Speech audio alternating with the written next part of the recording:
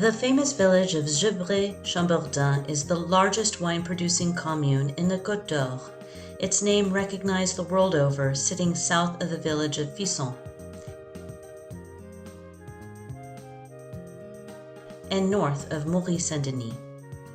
Gevrey enjoys an expansive vineyard area, with much of its village-level vineyards situated east of the village and in fact onto the Saône River plain across the national route. The Premier Cru vineyards, meanwhile, sit both south of the village and west, heading into the important Combe-Laboux.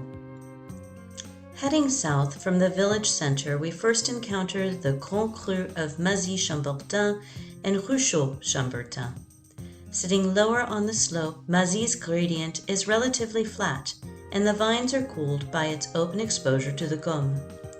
The gradient increases dramatically, however, as one heads up the slope towards Ruchot, Gevrey's steepest Grand Cru. The poor soils, as thin as 20 centimeters in some places, produces wines that are austere in their youth. Immediately south of Mazy, we come to Chambertin-Clos du Bez, a historic vineyard first planted in 640 CE. The vineyard sits atop a mix of Prémont limestone and calcaire en croix, a moderately steep incline that increases sunlight. Set back against the thick forest of the upper escarpment, Clos du Bez is largely shielded from inclement weather events.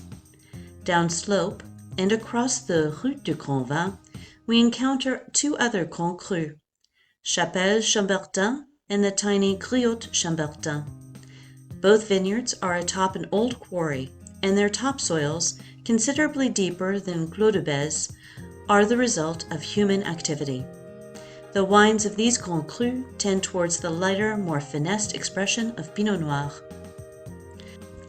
Continuing on the eastern side of the Route du Grand Vin, one encounters the large Grand Cru of Charmes-Chambertin and Mazoyères-Chambertin.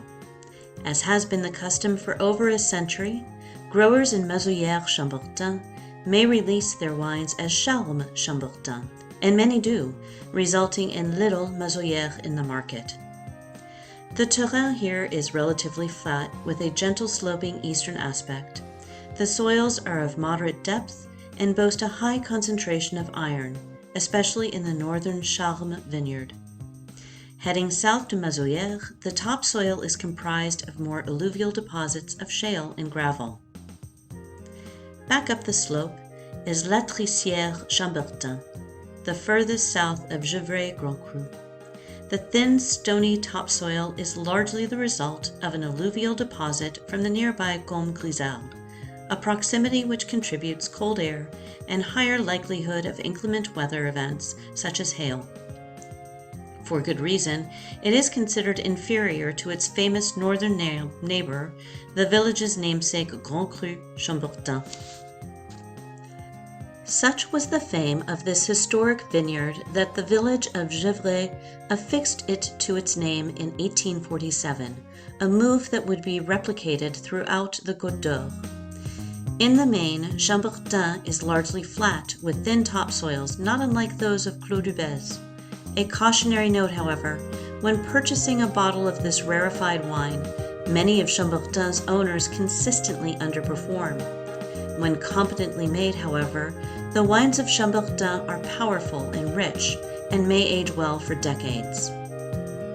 Producing well over 200,000 cases of wine each year, Gevrey-Chambertin continues to be the bold, multifaceted ambassador of the Côte d'Or.